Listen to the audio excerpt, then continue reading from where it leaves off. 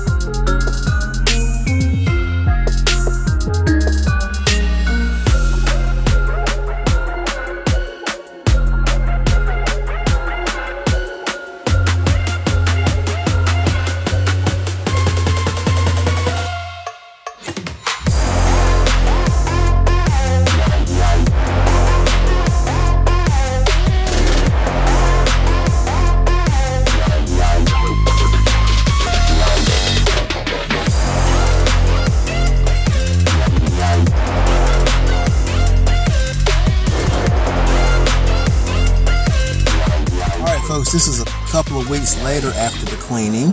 That proves that they do work. Press the button here, and you can see the mirror moves like it's supposed to. Down, up, back to the left. Push the button on this side, and you'll see that mirror works as well, just like it's supposed to. And the same with the windows. Half press down, half press up. Full press. There we go. Same on this side. half a press. Okay. Same thing coming up. And we'll just double click and it's all working just like it's supposed to. Once again, so this weaning does work. So hopefully this will help someone out. This is Fox Fader. Thanks again for watching. See ya.